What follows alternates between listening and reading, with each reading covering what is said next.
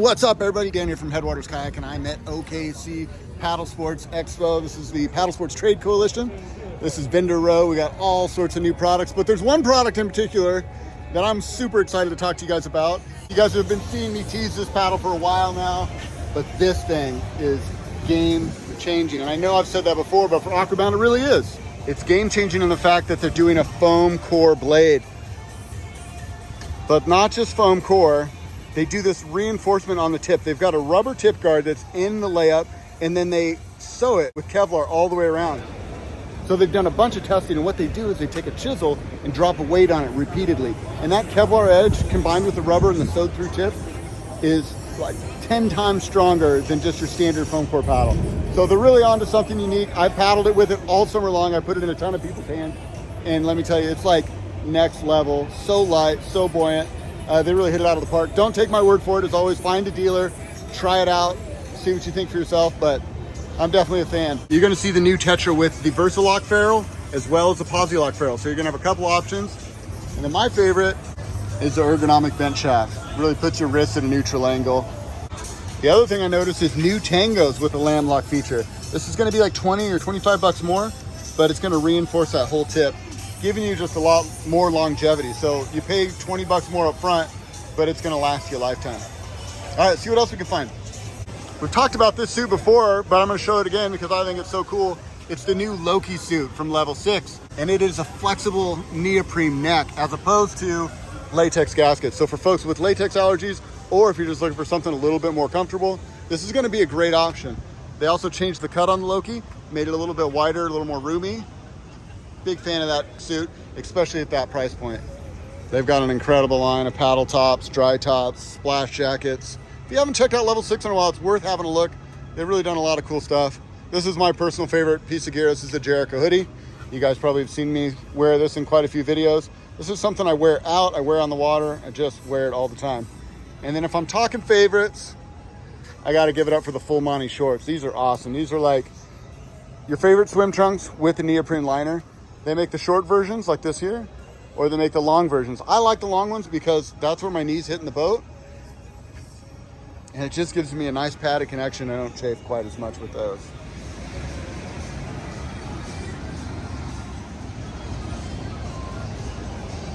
We got a couple Crescent kayaks here rigged up by Newport Vessel. These things are pretty cool. They've done a great job with a nice, clean, integrated system. One of the things I really like about Newport is that you can run whatever battery you want. So it's similar to a Torqeedo in a lot of ways, but a little bit more versatile because you can run whatever battery. The same battery that's powering your fish finder or other electronics can also run your motor. Just gives you a lot of options. A few of you guys have asked about this boat, the Swell Scupper 16. I reviewed the 14 a while back, and you've been asking me when I'm gonna review the 16.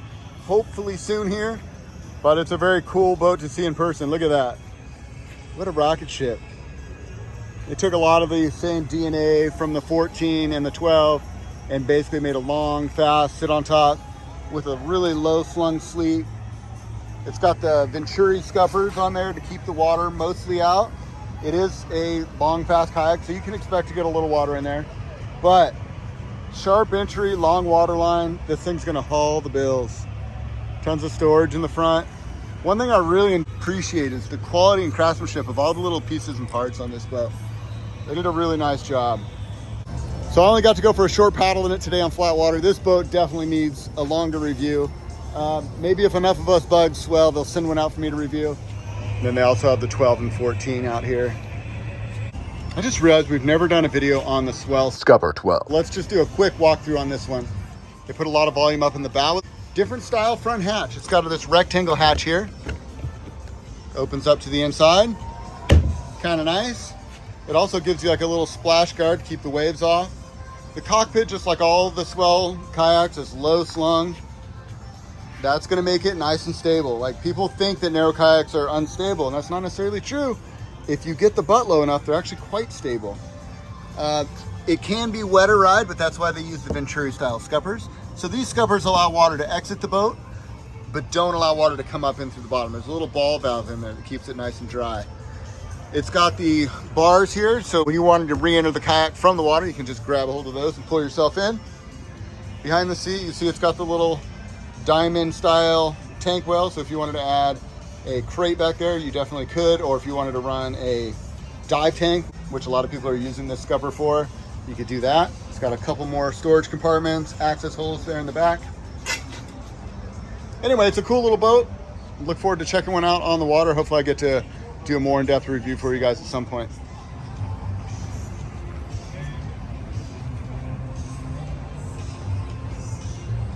You know, and as much as this is about boats, it's really about way more than that. It's about these guys. It's about friends. It's about community. It's about coming together, eating hot dogs, and talking paddle sports. So my buddy Bane here actually works for Coca-Cola, and he's going to walk us through. This is the most popular pack raft you guys are selling right now? That's for me in the Southeast. Let's check it out. Yeah, Recon right here. Yeah, it's $9.99. It's awesome. Like, anybody can take this thing out, paddle it. It's 19 pounds. Yeah, you can do up to class 4 whitewater in it. It's really sweet one chamber thing, so you pump it up no problem quickly.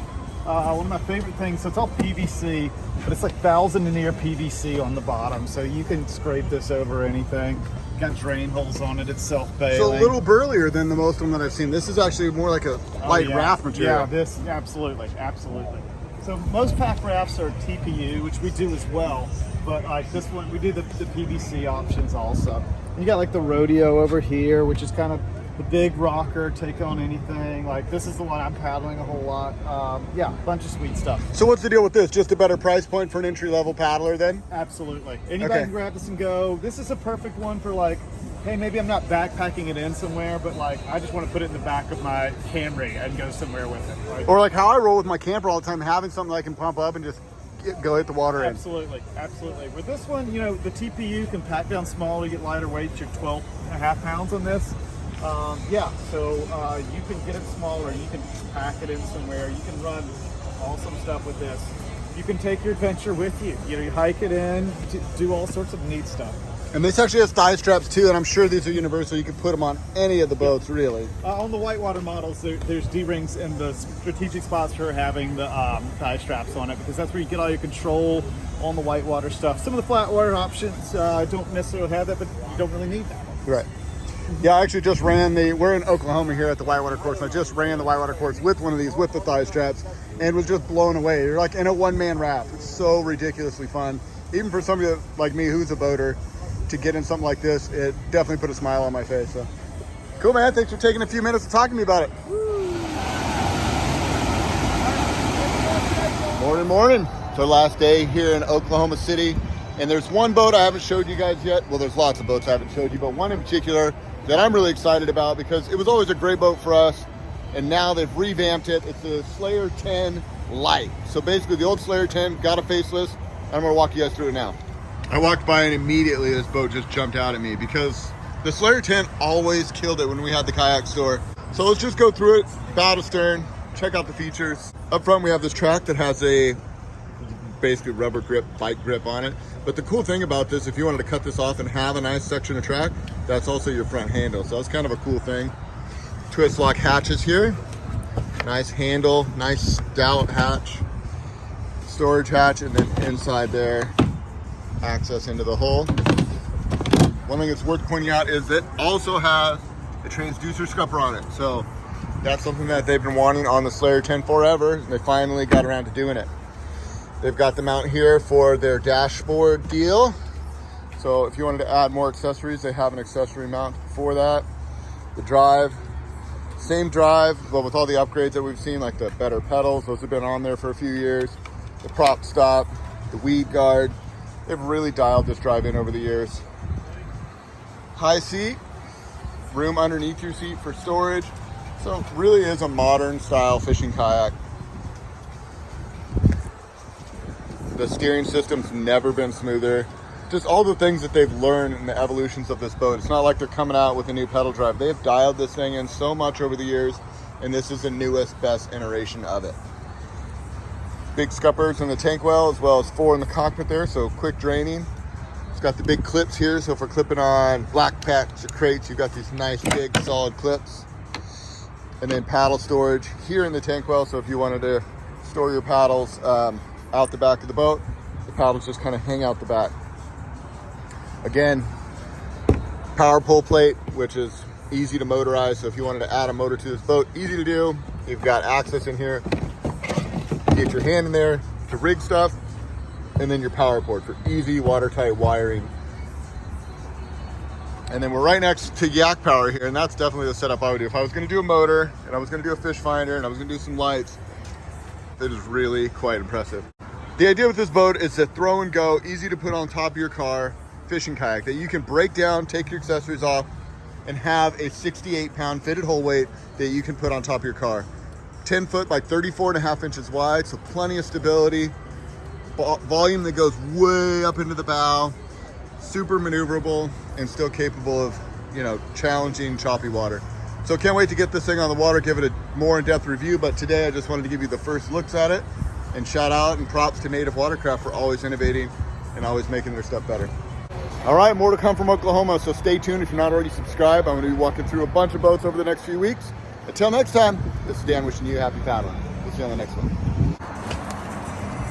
One way to wrap up your booth.